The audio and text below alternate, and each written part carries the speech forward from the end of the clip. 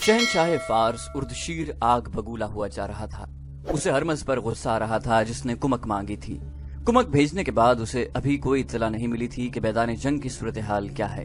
वो दरबार में बैठता तो मुजस्सम अताब बना होता, महल में वो कहीं भी होता तो उस कैफियत में होता कि बैठते बैठते उठ खड़ा होता, तेज तेज टहलने लगता और बिला वजह किसी न किसी पर गुस्सा झाड़ने लगता। उस रोज वो बाग में टहल रहा था जब उसे इत्तला मिली कि कारन का कासिद आया है। बजाय इसके कि वो कासिद को बुलाता, वो कासिद की तरफ तेजी से चल पड़ा। क्या कारन ने उन सहराई गिदड़ों को कुचल दिया है? उर्दशेर ने पूछा। शहनशाह फारस, कासिद ने कहा, जान बख्शी हो, शहनशाह का गुलाम अच्छी खबर नहीं लाया। क्या कारन ने भी कुमक मांगी है? उर्दशेर ने पूछा। नहीं शहनशाह फारस, कासिद ने कहा, सालार हरमज मुसलमानों के हाथों मारा गया है। मारा गया है? उर्दशेर ने हैरत से कहा। क्या हरमज को भी मारा जा सकता है? नहीं, ये गलत है, ये झूठ है। उसने गरज कर कासिद से पूछा, तुम्हें ये पैगाम किसने दिया है? सालार कारन बिन करियास ने। कासिद ने कहा, हमारे दो सालार क़िबाज़ और अनुशजान पसपा होकर आ रहे थे। बाकी सिपाह भी जो जिंदा थी एक एक दो दो करके उनके पीछे आ रही थी। दरियाए मौक्कल के किनारे वो हमें आते हुए मिले। उन्होंने बताया कि सालार हरमज ने मुसलमानों को इनफरादी मुकाबले के लिए ललकारा तो उनका एक सालार खालिद बिन वलीद हमारे सालार के मुकाबले में आया। सालार हरमज ने अपने मुहाफिजों को एक तरफ छुपा दिया था। उन्होंने मुसलमानों के सालार को घेरे में लेकर कत्ल करना था। उन्होंने उसे घेरे में ले भी लिया था, लेकिन किसी तरफ से एक मुसलमान सवार सरपट घोड़ा दौड़ाता आया। उसके एक हाथ में बर्छी और दूसरे में तलवार थी। देखते ही देखते उसने सालार हरमज के 6-7 मुहाफिजों को खत्म कर दिया। ऐन उस वक्त मुसलमानों के सालार ने सालार हरमज को गिरा लिया और खंजर से उन्हें खत्म कर दिया। उर्दशेर का सर झुक गया और वो आहिस्ता आहिस्ता महल की तरफ चल पड़ा। जब वो महल में पहुंचा तो उसने यूं दीवार का सहारा लिया जैसे उसे ठोकर लगी हो और गिरने से बचने के लिए उसने दीवार का सहारा लिया हो। वो अपने कमरे तक दीवार के सहारे पहुंचा। कुछ देर बाद महल में हड़बौंग सी मच गई। तबीब दौड़े आए। उर्दशेर पर किसी मर्ज का अचानक हमला हो गया था। ये सदमे का असर था। फारस की शहनशाही शिकस्त से नाशना रही थी। उससे पहली जरब रूमियों के हाथों पड़ी थी और फारस की शहनशाही कुछ हिस्से से महरूम हो गई थी। अब इस शहनशाही को उस कौम के हाथों चोट पड़ी थी जिसे उर्दशेर कौम समझता ही नहीं था। उर्दशेर के लिए ये सदमा मामूली नहीं था। कारन बिन करियास अभी दरियाए मौक्कल के किनारे पर खैमजन था। उसने वहां इतने दिन इसलिए कयाम किया था कि हरमज की फौज के भागे हुए कमांडार और सिपाही अभी तक चले आ रहे थे। कारन उन्हें अपने लश्कर में शामिल करता जा रहा था। हरमज के दोनों सालार क़िबाज़ और अनुशजान उसके साथ ही थे। वो अपनी शिकस्त का इंतकाम लेने के लिए अहद किए हुए थे। उनके कहने पर कारन पेशकदमी में मोहतात हो गया था। कयाम के दौरान उसके जासूस उसे इत्तलाएं दे रहे थे कि मुसलमानों की सरगर्मियां और अज़ाइम क्या हैं। इन इत्तलाओं से उसे यकीन हो गया था कि मुसलमान वापस नहीं जाएंगे बल्कि आगे आ रहे हैं। खालिद रज़ी अल्लाह अन्हु ने जंगे सिलासिल जीतने के बाद काजिमा, उबला और छोटी छोटी आबादियों के इंतजामी उमूर अपने हाथ में ले लिए थे।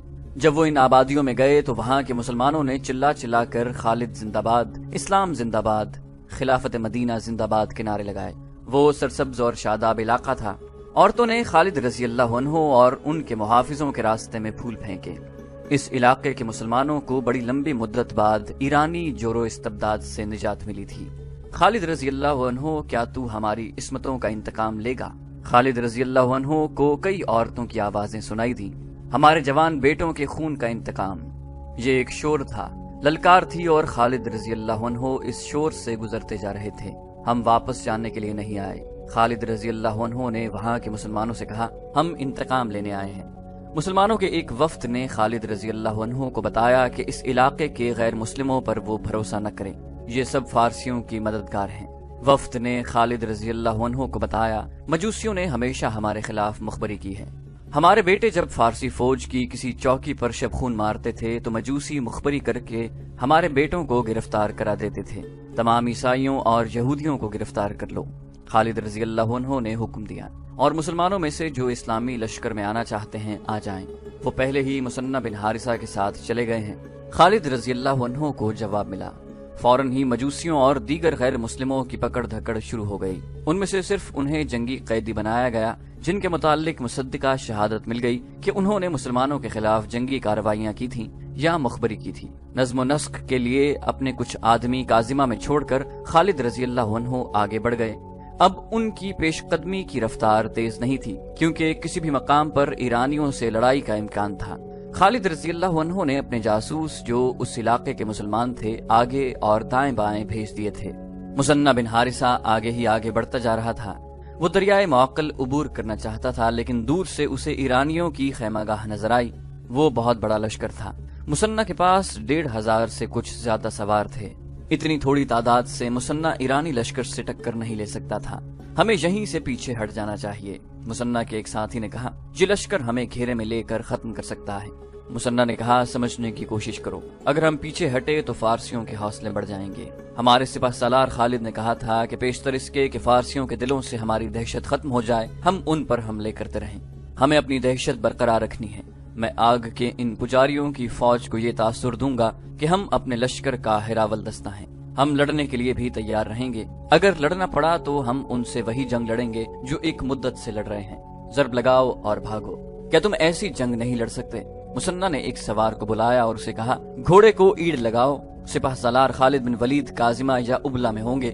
انہیں بتاؤ کہ معقل کے کنارے فارس کا ایک لشکر پڑاؤ ڈالے ہوئے ہے۔ انہیں کہنا کہ میں اس لشکر کو آگے نہیں بڑھنے دوں گا اور آپ کا جلدی پہنچنا ضروری ہے۔ خالد رضی اللہ عنہ پہلے ہی کاظمہ کی طرف چل پڑے تھے۔ انہیں گھوڑوں اور بار بردار اونٹوں کے لیے چارے اور لشکر کے لیے کھانے پینے کے سامان کی کمی نہیں تھی۔ اس علاقے کے مسلمانوں نے ہر چیز کا بندوبست کر دیا تھا۔ خالد رضی اللہ عنہ کا رستہ کوئی اور تھا۔ وہ ابلا سے کچھ دور کھنڈروں کے قریب سے گزر رہے تھے۔ سامنے ایک گھڑ سوار بڑی تیز رفتاری سے آ رہا تھا۔ خالد رضی اللہ عنہ نے اپنے 2 محافظوں سے کہا کہ وہ آگے جا کر دیکھیں کہ یہ کون ہے۔ محافظوں نے گھوڑے کو ایڑ لگائی اور آنے والے سوار کو راستے میں جا لیا۔ اس سوار نے گھوڑا روکا نہیں۔ دونوں محافظوں نے اپنے گھوڑے اس کے پہلوؤں پر کر لیے اور اس کے ساتھ آئے۔ دور سے ایک محافظ نے کہا، مثنہ بن حارثہ کا پیغام لایا ہے۔ فارس کا ایک تازہ دم لشکر دریائے معقل کے کنارے پڑاؤ کیے ہوئے ہے۔ مثنہ کے قاصد نے خالد رضی اللہ عنہ کے قریب آ کر روکتے ہوئے کہا، تعداد کا اندازہ نہیں، آپ کے اور مثنہ کے لشکر کی تعداد سے اس لشکر کی تعداد 7-8 گنا ہے۔ فارس کے بھاگے ہوئے سپاہی بھی اس لشکر میں شامل ہو گئے ہیں۔ خالد رضی اللہ عنہ نے پوچھا، مثنہ کہاں ہے؟ فارسیوں کے سامنے، قاصد نے کہا۔ مثنہ نے حکم دیا ہے کہ کوئی عسکری پیچھے نہیں ہٹے گا اور ہم فارسیوں کو یہ تاثر دیں گے کہ ہم اپنے لشکر کا ہراول ہیں۔ مثنہ نے پیغام دیا ہے کہ جلدی پہنچیں۔ خالد رضی اللہ عنہ نے اپنی فوج کی رفتار تیز کر دی اور رخ ادھر کر لیا جدھر مثنہ بن حارثہ تھے۔ خالد رضی اللہ عنہ کی فوج مثنہ کے سواروں سے جا ملی۔ خالد رضی اللہ عنہ نے سب سے پہلے دشمن کا جائزہ لیا۔ وہ مثنہ کے ساتھ ایک اونچی جگہ پر کھڑے تھے۔ دشمن جنگ کی تیاری مکمل کر چکا تھا۔ فارسی ہمیں آمنے سامنے کی لڑائی لڑنا چاہتے ہیں۔ خالد رضی اللہ عنہ نے مثنہ سے کہا، دیکھ رہے ہو ابن حارثہ، انہوں نے دریا کو اپنے پیچھے رکھا ہے۔ یہ فارسی صرف آمنے سامنے کی لڑائی لڑ سکتے ہیں۔ مثنہ نے کہا، مجھے ان کے ایک قیدی سے پتہ چلا ہے کہ ان کے 2 سالار جن کے خلاف ہم لڑے ہیں زندہ پیچھے آ گئے ہیں۔ ایک کا نام قباز ہے اور دوسرے کا انوش جان۔ انہوں نے اپنے سپاہ سالار کو بتایا ہوگا کہ ہمارے لڑنے کے انداز کیسے ہیں، اسی لیے انہوں نے اپنے عقب کو ہم سے اس طرح محفوظ کر لیا ہے کہ اپنے پیچھے دریا کو رکھا ہے۔ زیادہ نہ سوچ ولید کے بیٹے، میں ان کے خلاف زمین کے نیچے سے لڑتا رہوں گا۔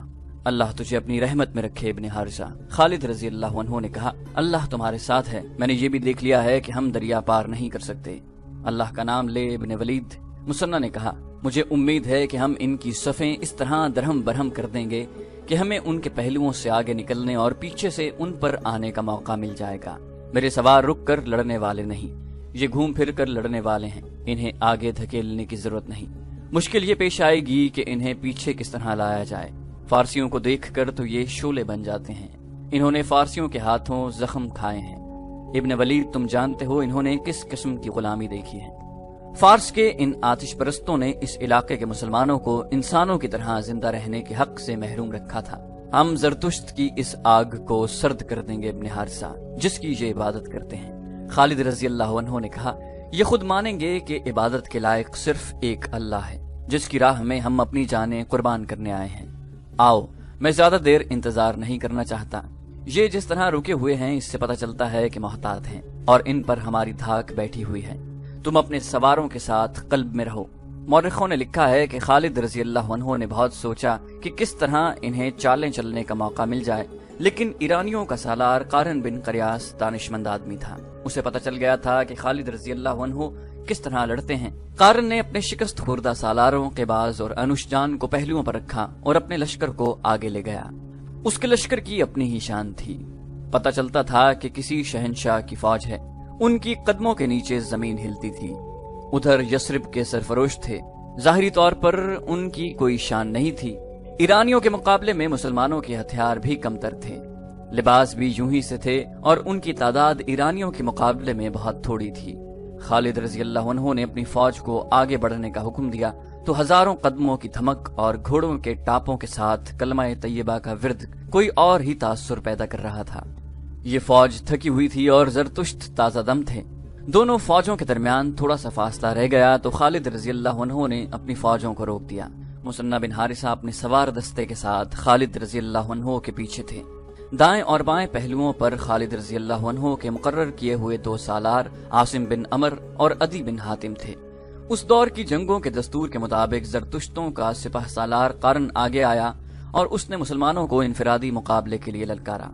مدینہ کا کوئی شتربان میرے مقابلے میں آ سکتا ہے، اس نے دونوں فوجوں کے درمیان آ کر اور للکار کر کہا۔ میرے مقابلے میں آنے والا یہ سوچ کر آئے کہ میں شہنشاہ فارس کا سپہ سالار ہوں، میں ہوں تیرے مقابلے میں آنے والا۔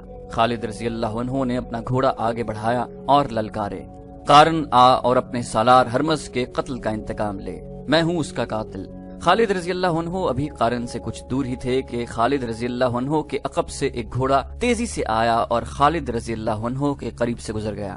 پیچھے رہیے ابن ولید، یہ گھڑ سوار للکارا، آتش پرستوں کا یہ سالار میرا شکار ہے۔ خالد رضی اللہ عنہ نے دیکھا، وہ ایک مسلمان سوار معقل بن العاشی تھا۔ وہ پہلوانی اور تیغ زنی میں مہارت اور شہرت رکھتا تھا۔ یہ ڈسپلن کے خلاف تھا کہ کوئی سپاہی یا سوار اپنے سالار پر برتری حاصل کرنے کی کوشش کرتا، لیکن وہ وقت ایسا تھا کہ بندہ و صاحب اور محتاج و غنی ایک ہو گئے تھے۔ سپاہی اور سوار جنگ کا مقصد سمجھتے تھے، جو جذبہ سپاہیوں میں تھا وہی سالاروں میں تھا۔ معقل بن العاشی یہ برداشت نہ کر سکا کہ اس کا سالار ایک آتش پرست کے ہاتھوں گھائل ہو۔ خالد رضی اللہ عنہ اپنے سپاہ کے جذبے کو سمجھتے تھے، وہ رک گئے۔ انہوں نے اپنے اس سوار کے جذبے کو مارنے کی کوشش نہ کی۔ معقل کے گھوڑے کی رفتار تیز تھی، گھوڑا ایرانیوں کے سالار قارن بن قریاس سے آگے نکل گیا۔ معقل نے آگے جا کر گھوڑے کو موڑا اور قارن کو للکارا۔ قارن نے پہلے ہی تلوار اپنے ہاتھ میں لے رکھی تھی، اس کے سر پر زنجیروں والا خود تھا اور اس کے اوپر کا دھڑ زرہ میں تھا۔ اس کی ٹانگوں پر موٹے چمڑے کے خول چڑھے ہوئے تھے۔ اس کے چہرے پر انتقام کے اثرات کی بجائے تکبر تھا، جیسے لوہے اور موٹے چمڑے کا یہ لباس اسی مسلمان کی تلوار سے بچا لے گا۔ قارن نے اپنے گھوڑے کی باگ کو جھٹکا دیا، دونوں کے گھوڑے ایک دوسرے کے ارد گرد 1-2 چکر لگا کر آمنے سامنے آ گئے۔ اے آگ کے پوجنے والے، معقل نے بڑی بلند آواز سے کہا، میں سپاہی ہوں، سالار نہیں۔ قارن کے چہرے پر رونت کے آثار اور زیادہ نمایاں ہو گئے۔ دونوں گھوڑے ایک دوسرے کی طرف بڑھے، ان کے سواروں کی تلواریں بلند ہوئیں۔ پہلے وار میں تلواریں ایک دوسرے سے ٹکرائیں اور دونوں سوار پیچھے ہٹ گئے۔ گھوڑے ایک بار پھر ایک دوسرے کی طرف آئے، تلواریں ایک بار پھر ہوا میں ٹکرائیں۔ اس کے بعد گھوڑے پیچھے ہٹ اور گھوم گھوم کر ایک دوسرے کی طرف آئے۔ دونوں سوار ایک دوسرے پر وار کرتے رہے۔ آخری بار قارن نے تلوار بلند کی۔ معقل نے وہ وار روکنے کی بجائے اس کے بغل کو ننگا دیکھا تو تلوار برچھی کی طرح اس کے بغل میں اتنی زور سے ماری کہ تلوار قارن کے جسم میں دور تک اتر گئی۔ قارن کے اسی ہاتھ میں تلوار تھی جو اس کے ہاتھ سے چھوٹ گئی۔ قارن گھوڑے پر ایک طرف کو جھکا۔ معقل نے اب اس کی گردن دیکھ لی، جس سے قارن کے آہنی خود کی زنجیریں ہٹ کر پیچھے کو لٹک رہی تھیں۔ معقل نے پوری طاقت سے گردن پر ایسا وار کیا کہ تکبر اور رونت سے اکڑی ہوئی گردن صاف کٹ گئی۔ مسلمانوں کے لشکر سے داد و تحسین اور اللہ اکبر کے نعرے رعد کی طرح کڑکنے لگے۔ قارن بن قریاس کا سر زمین پر پڑا تھا۔ اس کے زنجیروں والے خود کے نیچے اس کی حیثیت کے مطابق 1,00,000 درہم کے ہیروں والی ٹوپی تھی۔ ایسی ہی ٹوپی ہرمز کے سر پر بھی تھی۔ قارن کا باقی دھڑ گھوڑے سے لڑک گیا، لیکن ایک پاؤں ایک رکاب میں پھنس گیا۔ معقل نے قارن کے گھوڑے کو ٹھڈا مارا۔ گھوڑا قارن کے جسم کو گھسیٹتا دونوں فوجوں کے درمیان بے لگام دوڑنے لگا۔ ایرانیوں کے لشکر پر موت کا سناٹا طاری تھا۔ آتش پرستوں کی صفوں سے 2 گھوڑے آگے آئے۔ کون ہے ہمارے مقابلے میں آنے والا؟ ان 2 میں سے ایک گھڑ سوار نے للکارا، ہم اپنے سپاہ سالار کے خون کا انتقام لیں گے، میں اکیلا دونوں کے لیے کافی ہوں۔ خالد رضی اللہ عنہ نے دشمن کی للکار کا جواب دیا اور ایڑ لگائی۔ انہیں للکارنے والے دونوں ایرانی سالار قباز اور انوشجان تھے۔ اچانک خالد رضی اللہ عنہ کے عقب سے 2 گھوڑے آئے جو ان کے دائیں بائیں سے آگے نکل گئے۔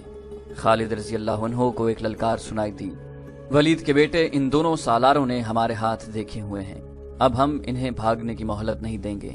خالد رضی اللہ عنہ کے لشکر کے دوسرے سوار نے کہا۔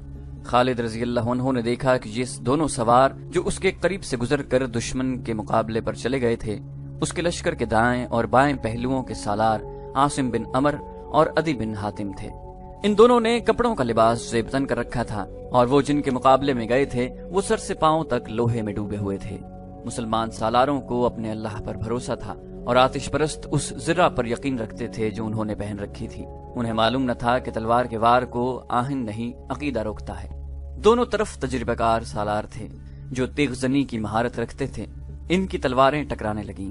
مسلمانوں کی تلواریں آتش پرستوں کی زرہ کو کاٹنے سے قاصر تھیں، اس لیے وہ محتاط ہو کر وار کرتے تھے تاکہ تلواروں کی دھار کو نقصان نہ پہنچے۔ عاصم اور عدی اس طاق میں تھے کہ دشمن کا کوئی نازک اور غیر محسوس جسم کا حصہ سامنے آئے تو وہ موکل کی طرح وار کریں۔ آخرکار ان دونوں نے باری باری موکل کی ہی طرح اپنے اپنے دشمن کے قریب جا کر انہیں موقع دیا کہ وہ اوپر سے تلوار کا وار کریں۔ آتش پرستوں کے سالاروں نے وہی غلطی کی جو قارن نے کی تھی۔ انہوں نے بازو اوپر کیے اور تلواریں ان کی بغلوں میں داخل ہو گئیں اور دونوں کی تلواریں گر پڑیں۔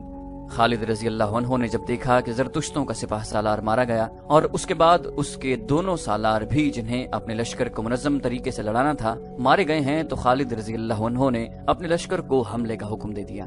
ایرانیوں کے لشکر میں وہ سپاہی بھی شامل تھے جو اپنے دلوں پر مسلمانوں کی دہشت لیے ہوئے جنگ سلاسل سے بھاگے تھے۔ اب انہوں نے اپنے 3 سالاروں کو مرتے دیکھا تو ان کی دہشت میں اضافہ ہو گیا۔ انہوں نے یہ دہشت اپنے سارے لشکر پر حاوی کر دی۔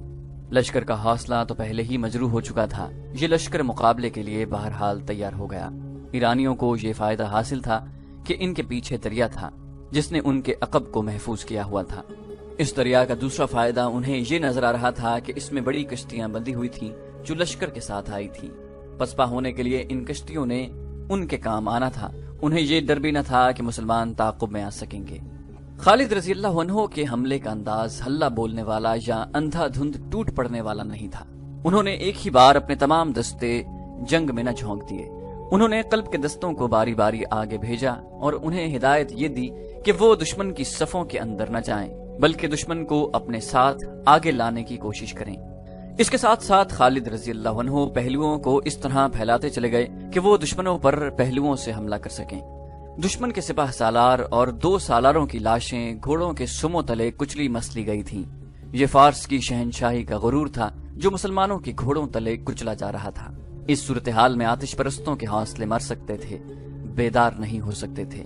مسلمانوں کے نعرے اور ان کی للکار ان کے پاؤں اکھاڑ رہی تھی۔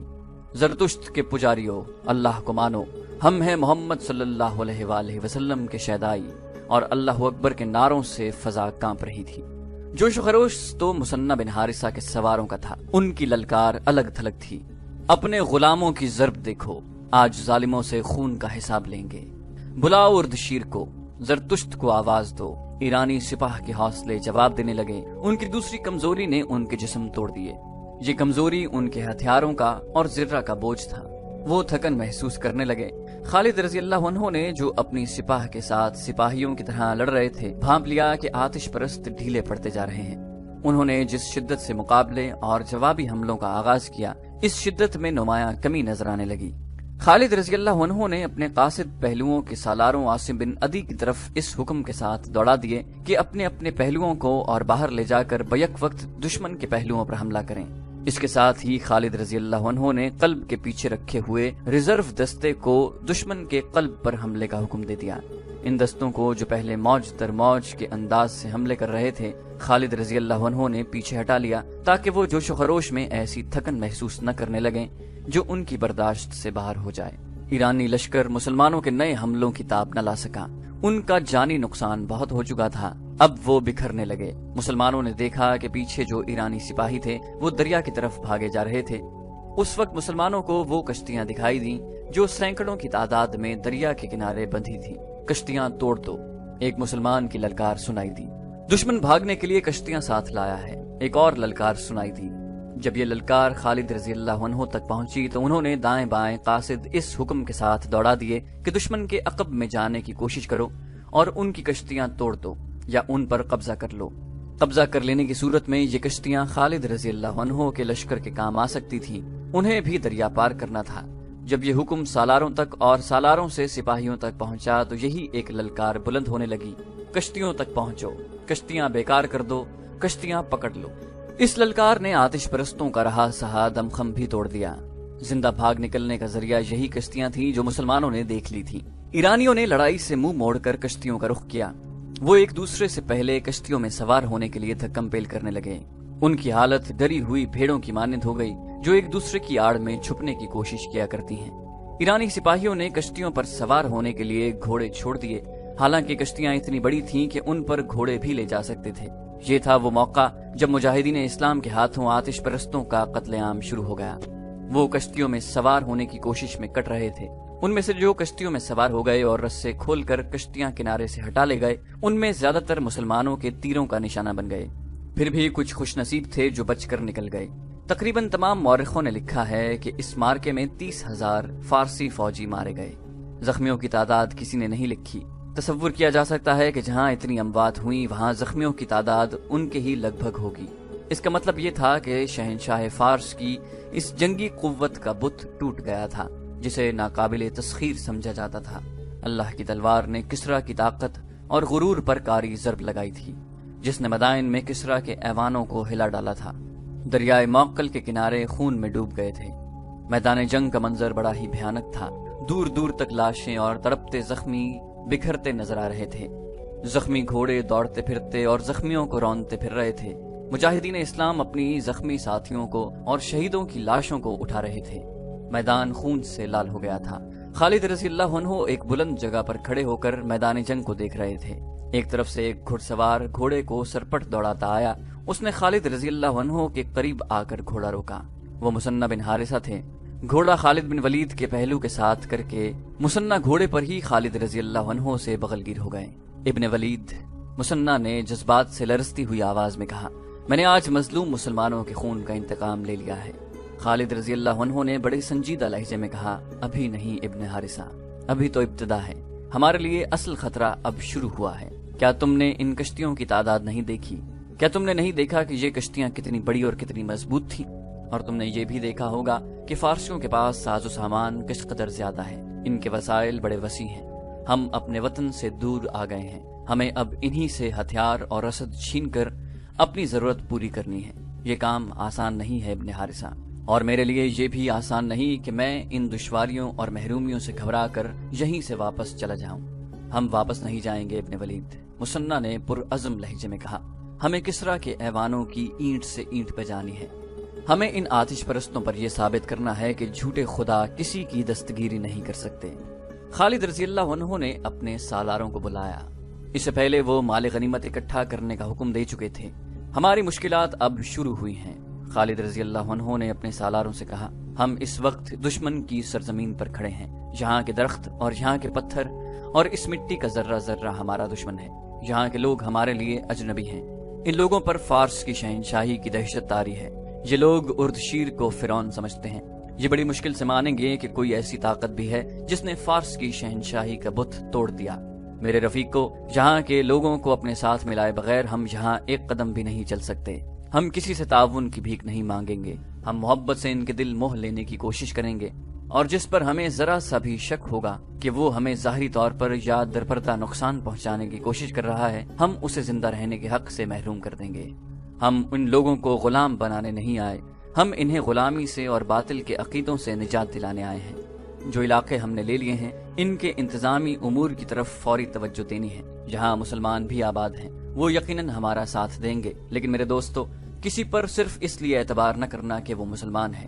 غلامی اتنی بری چیز ہے کہ انسانوں کی فطرت بدل ڈالتی ہے۔ یہاں کے مسلمانوں کو اعتماد میں لے کر ان سے معلوم کرنا ہے کہ شہنشاہ فارس کی حامی کون کون ہے۔ ان کی چھان بین کر کے ان کے درجے مقرر کرنے ہیں۔ جن پر ذرا سا بھی شک ہو اسے گرفتار کر لو، اور جو غیر مسلم سچے دل سے ہمارے ساتھ تعاون کرنا چاہتا ہے اسے اسلام کی دعوت دو۔ میں مختلف شعبے قائم کر رہا ہوں۔ خالد رضی اللہ عنہ نے مفتوحہ علاقوں کے باشندوں پر سب سے زیادہ توجہ دی۔ انہوں نے اعلان کیا کہ جو غیر مسلم باشندے مسلمانوں کی اطاعت قبول کر لیں گے ان سے جزیہ وصول کیا جائے گا اور مسلمان انہیں اپنی پناہ میں سمجھیں گے۔ ان کی ضروریات اور ان کی جان و مال کا تحفظ مسلمانوں کی ذمہ داری ہوگی۔ اس اعلان کے ساتھ ہی بیشتر باشندے مسلمانوں کی پناہ میں آ گئے۔